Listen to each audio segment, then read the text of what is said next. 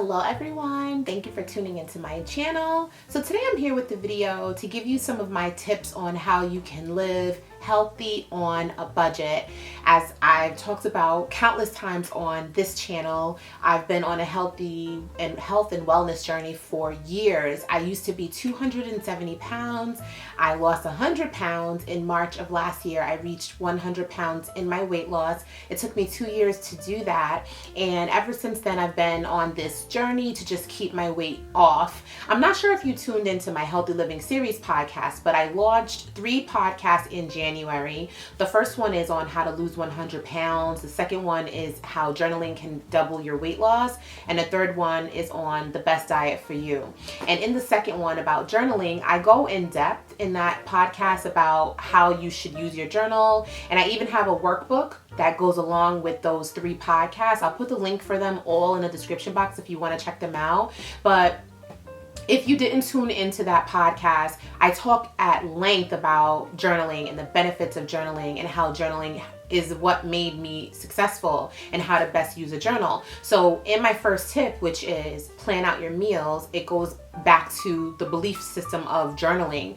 There's different ways to journal, and people journal for different reasons. Different programs such as like a Weight Watchers, they promote journaling or they promote tracking, and it's the same thing whether you do it on your phone or whether you do it in an actual notebook. Journaling is crucial to helping you lose weight because it makes you think about what you are going to do. It makes you write down what you've done and plan out the future. When it came time to going and shopping, is if I didn't plan out what I was gonna buy, I would buy things based on my tastes at the moment. So maybe I was having a taste for, pizza, and I'd buy pizza. But then when I got home and put it in my fridge, I never ate it. And to this day, I still have a box of my favorite Amy's roasted vegetable vegan pizza in my fridge, my freezer, that I've not eaten because I had a taste for it weeks ago and I didn't even eat it. And now it's just sitting there and I keep shopping over it because I just don't have a taste for it right now.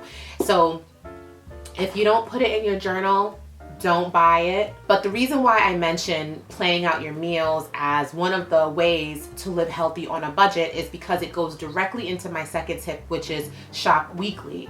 I know a lot of people in my family shopping weekly is that's ridiculous. Why would anyone want to go to the supermarket every week? And depending on, how you were brought up, I think it might be more of like a Caribbean, African type of thing where you don't really shop on a weekly basis. Maybe there are a few things you need to pick up because yes, you do finish those things during the week, but shopping weekly is not common for certain cultures. You shop in bulk and then you use that out, and maybe it takes a month, maybe it's a little bit longer, and then you go pick up some essentials during the week. But I'm actually suggesting that you shop weekly.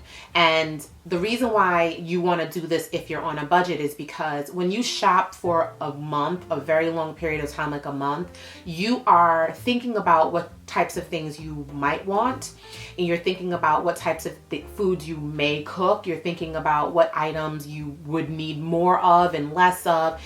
And it's not really accurate because your tastes change, what you actually cook may differ. Sometimes even what you cook, you thought you were gonna have more of it, or you thought you were gonna eat more of it and you ended up not eating enough of it and it spoils, or you thought you were gonna have more of it and you guys ate more of it up, and then it's all done a lot sooner than you thought. And especially if you're the type of person who, like me, I only cook like a couple days a week. I'm not someone who cooks every single day. If you're someone who cooks every single day, then this is actually going to be better for you than for someone who cooks in bulk. However, it's still a good point for people who cook in bulk. I'm suggesting that you shop weekly because it's going to save you the most money. You're not buying in excess thinking that you need that much. And also you're allowing yourself the opportunity to use up everything you purchased that week. And if you're shopping for yourself, obviously it will be easier for you to just buy a few items. You know what you need, you know how much milk you're using, you know how much bread you're using, you know how much carbohydrate, how much, if you are not vegan, you know how much meats you're using. And if you are vegan, then you know how much of the vegetables and legumes that you need, because in a week you can only eat but so much. However, if you shop up for, like I said, a full month, you find yourself buying so much. My third tip is to buy fresh whole foods.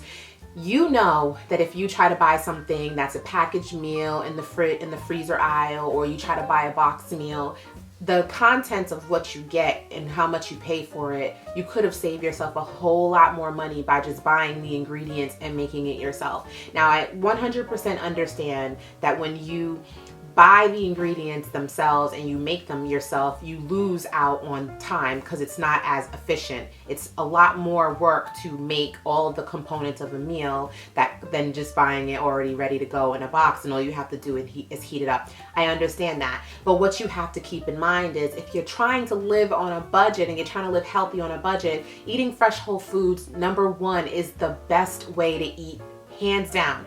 Go and get the things fresh. Stay away from the canned stuff. If you want to get them frozen, that's fine too, but I do find sometimes that the frozen items can sometimes be a little bit more expensive depending on where you're shopping.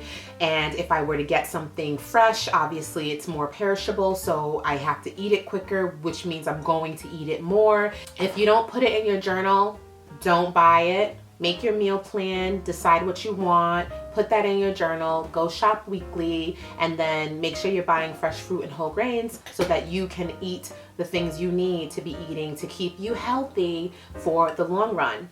Definitely let me know, what are your tips that you would give someone for healthy living on a budget? I'd love for you to share them with me and everyone else in the comments below. Please give this video a thumbs up if you haven't already, and if you liked this video and you liked the information that I gave, please subscribe to this channel. And as always, I love you for watching. Bye.